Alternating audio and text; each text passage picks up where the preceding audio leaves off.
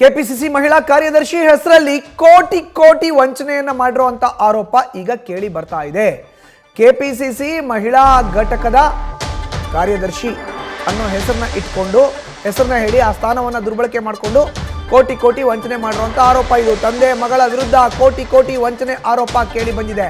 ಸರ್ಕಾರಿ ಕೆಲಸ ಕೊಡಿಸೋದಾಗಿ ನಂಬಿಸಿ 5.30 ಕೋಟಿ ರೂಪಾಯಿಗಳನ್ನ ಧೋಖಾ ಮಾಡಿದ್ದಾರೆ.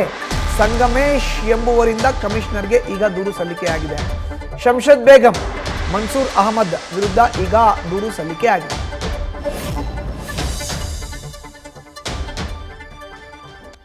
ನೋಡಿ, ಇವರೇ ಶಂಷದ್ ಬೇಗಂ ಮತ್ತೆ ಮನ್ಸೂರ್ ಅಹಮದ್, ಇವರಿಬ್ಬರ ವಿರುದ್ಧ ಈಗ ದೂರು ಕೇಳಿ ಬಂದಿದೆ. ಅಪ್ಪ ಮಗಳ ವಿರುದ್ಧ ಸಂಗಮೇಶ್ ಅನ್ನೋರು ದೂರನ್ನ ಕೊಟ್ಟಿದ್ದಾರೆ. ಕೆಪಿಸಿಸಿ ಮಹಿಳಾ ಕಾರ್ಯದರ್ಶಿ ಅನ್ನೋ ಪೋಸ್ಟ್ ನಂದಿದೆ ಅಂತ ಹೇಳ್ಬಿಟ್ಟು ಸಂಗಮೇಶ್ ಅನ್ನೋರ ವಿರುದ್ಧ ಸರ್ಕಾರಿ ಕೆಲಸ ಕೊಡಿಸುವಂಥ ಆಮಿಷವನ್ನು ಒಡ್ಡಿ 5.30 ಕೋಟಿ ರೂಪಾಯಿಗಳನ್ನು ವಂಚನೆ ಮಾಡಿರುವಂಥ ಆರೋಪ ಇದು. ಈಗ ಕಮಿಷನರ್ಗೆ ದೂರನ್ನ ಕೊಟ್ಟಿದ್ದಾರೆ.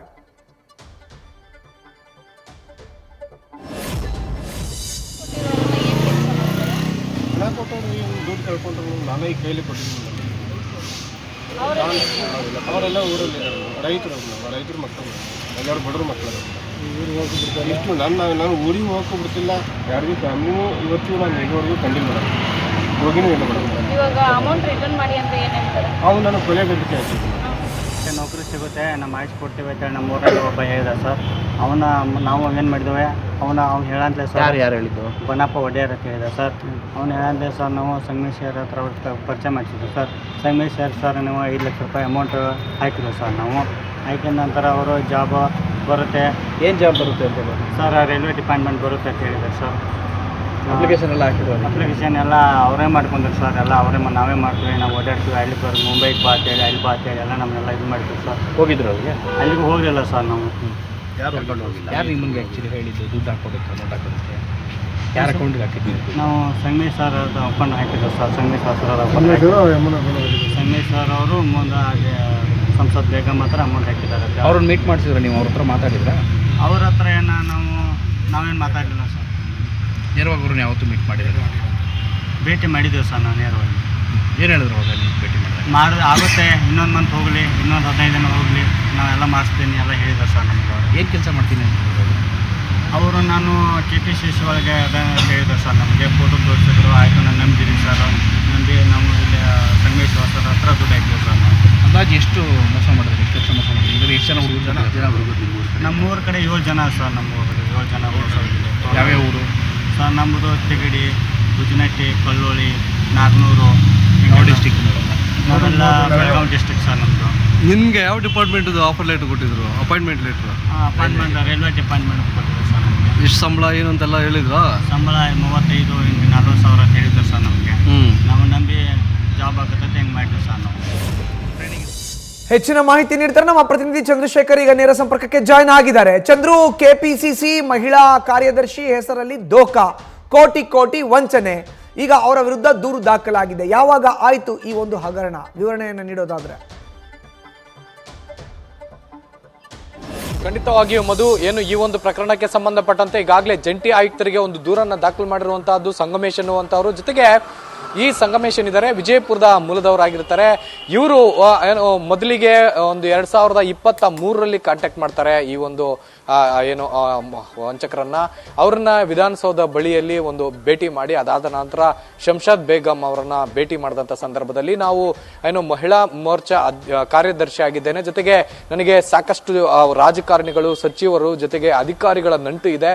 ಸದ್ಯಕ್ಕೆ ಸರ್ಕಾರ ನಮ್ಮದೇ ಇರುವಂತಹ ಕಾರಣಕ್ಕಾಗಿ ನೇರವಾಗಿ ನಾವು ಕೆಲವೊಂದು ಹುದ್ದೆಗಳನ್ನ ನೇಮಕ ಮಾಡುವಂತ ಪವರ್ ನಮಗಿದೆ. ಹಾಗಾಗಿ ಸಚಿವರಿಗೆ ಹೇಳಿ ನಾವು ನೇರವಾಗಿ ನಿಮ್ಮನಿಗೆ ಆ ಒಂದು ಇಲಾಖೆಯಲ್ಲಿ ಕೆಲಸಗಳನ್ನ ಕೊಡಿಸ್ತೇನೆ ಅನ್ನುವಂತಹ ಹೇಳಿಕೆಯನ್ನ ಕೊಡ್ತಾರೆ. ಅದಾದ ನಂತರ ಆ ಒಂದು ಮಾತುಗಳನ್ನ ನಂಬೋದಿಲ್ಲ ಅವರು, ಏನು ಸಂಗಮೇಶ್ ಅವರು. ಅದಾದ ನಂತರ ಅವ್ರನ್ನ ಮತ್ತೆ ವಿಧಾನಸೌಧ ಪಕ್ಕದಲ್ಲಿರುವಂತಹ ಒಂದು ಫರಾಗ್ ಹೋಟ್ಲಿಗೆ ಕರೆಸ್ಕೋತಾರೆ. ಆ ಹೋಟ್ಲಿಗೆ ಕರೆಸ್ಕೊಂಡು ಅಲ್ಲಿ ಒಬ್ಬ ವೈದ್ಯಾಧಿಕಾರಿ ಅಥವಾ ಹೆಲ್ತ್ ಡಿಪಾರ್ಟ್ಮೆಂಟ್ನ ಒಬ್ಬ ಉನ್ನತ ಅಧಿಕಾರಿ ಅಂತ ಹೇಳಿ ರಮೇಶ್ ಅನ್ನುವಂಥವ್ರನ್ನ ಪರಿಚಯ ಮಾಡಿಕೊಡ್ತಾರೆ. ಅವ್ರನ್ನ ಪರಿಚಯ ಮಾಡ್ಕೊಂತಹ ಸಂದರ್ಭದಲ್ಲಿ ನಿಮಗೆ ಅಂದ್ರೆ ಇವರು ಟಾಪ್ ಮೋಸ್ಟ್ ಒಂದು ಹುದ್ದೆಯಲ್ಲಿ ಇದ್ದಾರೆ, ವೈದ್ಯಕೀಯ ಶಿಕ್ಷಣ ಇಲಾಖೆ ಜೊತೆಗೆ ಆರೋಗ್ಯ ಇಲಾಖೆಯಲ್ಲಿ. ಹೀಗಾಗಿ ಅವ್ರಿಗೆ ಹೇಳಿದ್ರೆ ನಿಮಗೆ ಖಂಡಿತವಾಗಿ ನೇರ ನೇಮಕಾತಿ ಆಗುತ್ತೆ, ಯಾವುದೇ ರೀತಿಯಾದಂಥ ಎಕ್ಸಾಮ್ ಇರೋದಿಲ್ಲ ಅನ್ನುವಂತಹ ಒಂದು ಮಾತುಗಳನ್ನು ಹೇಳಿ ನಂಬಿಸ್ತಾರೆ.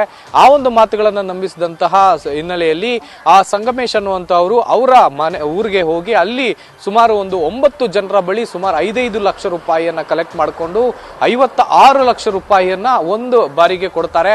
ಆ ಒಂದು ಸಂದರ್ಭದಲ್ಲಿ ನಕಲಿ ಆಗಿರುವಂತಹ ಒಂದು ಆಲ್ ಟಿಕೆಟ್ ಅನ್ನ ಕೊಡ್ತಾರೆ. ಈ ನಕಲಿ ಆಲ್ ಟಿಕೆಟ್ ಅನ್ನ ತಗೊಂಡೋಗಿ ನೀವು ಜಸ್ಟ್ ಒಂದು ಎಕ್ಸಾಮ್ ಬರೆದು ಬನ್ನಿ, ನೀವು ಏನು ಬರದೇ ಇದ್ರೂ ಪರವಾಗಿಲ್ಲ, ನಾವೊಂದು ಕೋಡ್ ಅನ್ನ ಹೇಳ್ತೀವಿ, ಆ ಕೋಡ್ ಬರೆದು ಬಂದ್ರೆ ಸಾಕು ಅನ್ನುವಂತಹ ಒಂದು ಮಾತುಗಳನ್ನ ಕೂಡ ಅವ್ರಿಗೆ ಹೇಳ್ತಾರೆ. ಆ ಒಂದು ನಕಲಿ ಆಲ್ ಟಿಕೆಟ್ ಅನ್ನ ತೆಗೆದುಕೊಂಡು ಹೋಗಿ ಎಕ್ಸಾಮ್ ಹಾಲ್ಗೆ ಹೋದಂತ ಸಂದರ್ಭದಲ್ಲಿ ಅಲ್ಲಿ ಏನು ಸಿಬ್ಬಂದಿಗಳು ಅದನ್ನ ನೋಟಿಸ್ ಮಾಡಿ ಇದು ನಕಲಿ ಆಲ್ ಟಿಕೆಟ್ ಅಂತ ಹೇಳಿ ಆ ಅಭ್ಯರ್ಥಿಗಳನ್ನ ವಾಪಸ್ ಕಳಿಸ್ತಾರೆ. ಯಾವಾಗ ವಾಪಸ್ ಕಳಿಸ್ತಾರೋ ಆವಾಗ ಬಂದು ಮತ್ತೆ ಇವರನ್ನ ಅಂದ್ರೆ ಆರೋಪಿಗಳನ್ನ ಭೇಟಿ ಮಾಡಿದಾಗ ಅವರು ಓಕೆ ಇದು ಎಲ್ಲೋ ಒಂದ್ ಕಡೆ ಮಿಸ್ಟೇಕ್ ಆಗಿದೆ, ನೀವು ತಲೆ ಕೆಡಿಸ್ಕೊಬಿಡಿ, ಮತ್ತೆ ನಿಮ್ಗೆ ಕೇಂದ್ರ ಸರ್ಕಾರದಲ್ಲಿ ನಾವು ಆ ಒಂದು ಉನ್ನತ ಹುದ್ದೆಗಳನ್ನ ಕೊಡಿಸ್ತೇವೆ, IT ಡಿಪಾರ್ಟ್ಮೆಂಟ್ ಆಗಿರ್ಬೋದು, ರೈಲ್ವೆ ಇಲಾಖೆ ಆಗಿರ್ಬೋದು, ಈ ರೀತಿಯಾದಂತಹ ಒಂದು ಇಲಾಖೆಗಳಲ್ಲಿ ನಿಮ್ಗೆ ಉದ್ಯೋಗವನ್ನ ಕೊಡಿಸ್ತೇವೆ ಅನ್ನುವಂತಹ ಒಂದು ಭರವಸೆಯನ್ನ ನೀಡಿ ಜೊತೆಗೆ ಆಗ ಮತ್ತೆ ಒಮ್ಮೆ 1,56 ಲಕ್ಷ ರೂಪಾಯಿಯನ್ನ ಕಲೆಕ್ಟ್ ಮಾಡ್ತಾರೆ. ಆ ಒಂದು 1,56 ಲಕ್ಷ ಏನು ಕಲೆಕ್ಟ್ ಮಾಡಿದ ನಂತರದಲ್ಲಿ ಕೋಲ್ಕತ್ತಾದಲ್ಲಿ ನಿಮ್ಗೆ ನೇರವಾಗಿ ಟ್ರೈನಿಂಗ್ ಇರುತ್ತೆ, ನೀವು ಅಲ್ಲಿ ಹೋಗಿ ಅನ್ನುವಂತಹ ಮಾಹಿತಿಯನ್ನ ಕೊಡ್ತಾರೆ. ಈ ಮಾತುಗಳನ್ನ ನಂಬಿದಂತಹ ಸುಮಾರು 11 ರಿಂದ 12 ಜನ ಏನು ಯುವಕರು ಇರ್ತಾರೆ ಅವರು ಸದ್ಯ ಕೋಲ್ಕತ್ತಾಕ್ಕೆ ಹೋಗಿ ಅಲ್ಲಿ ನಕಲಿ ಟ್ರೈನಿಂಗ್ ಸೆಂಟರ್ ನಲ್ಲಿ ಒಂದು 3 ತಿಂಗಳು ಟ್ರೈನಿಂಗ್ ಅನ್ನ ಅಂದ್ರೆ ಜನರಲ್ ನಾಲೆಡ್ಜ್ಗೆ ಸಂಬಂಧಪಟ್ಟಂತೆ ಟ್ರೈನಿಂಗ್ ಅನ್ನ ಪಡ್ಕೊಳ್ತಾರೆ. ಅದು ಎಲ್ಲೋ ಒಂದ್ ಕಡೆ ಫೇಕ್ ಅಂತ ಗೊತ್ತಾಗುತ್ತೆ. ಅದಾದ ನಂತರ ಏನು ಮತ್ತೆ ಬಂದು ಕೇಳದಂತ ಸಂದರ್ಭದಲ್ಲಿ ಈಗಾಗಲೇ ಅಂದ್ರೆ ಸುಮಾರು 2 ವರ್ಷಗಳಿಂದ ಅದೇ ರೀತಿಯಾದಂತಹ ಪ್ರೋಸೆಸ್ ಅನ್ನ ಮಾಡ್ಕೊಂಡ್ ಬಂದು ಸುಮಾರು 5,30 ಲಕ್ಷ ರೂಪಾಯಿ ಹಣವನ್ನ ಇವರು ಪಡ್ಕೊಂಡು ವಂಚನೆಯನ್ನ ಮಾಡ್ತಾರೆ. ಇದು ಯಾವಾಗ ವಂಚನೆಯನ್ನ ಮಾಡ್ತಾ ಇದ್ದಾರೆ ಅಥವಾ ಇವರು ಫ್ರಾಡ್ ಮಾಡ್ತಾ ಇದ್ದಾರೆ ಅನ್ನುವಂತಹ ಒಂದು ವಿಚಾರ ಸಂಗಮೇಶ್ ಅವ್ರಿಗೆ ಗೊತ್ತಾಗುತ್ತೋ ಆಗ ಅವರು ಬಂದು ಇವರ ಬಳಿ ಮಾತನಾಡಿದಾಗ ಅಂದ್ರೆ ಅವರ ಏನು ವಿವಿಧ ಅಭ್ಯರ್ಥಿಗಳಿಗೆ ಅಂದ್ರೆ ಉದ್ಯೋಗ ಕೊಡಿಸ್ತಾರೆ ಅನ್ನುವಂತ ಹಿನ್ನೆಲೆಯಲ್ಲಿ ಬೇರೆ ಬೇರೆ ಅವರಿಗೆ ಇವರು ಒಂದು ಮಾಹಿತಿಯನ್ನ ಕೊಟ್ಟಿರ್ತಾರೆ.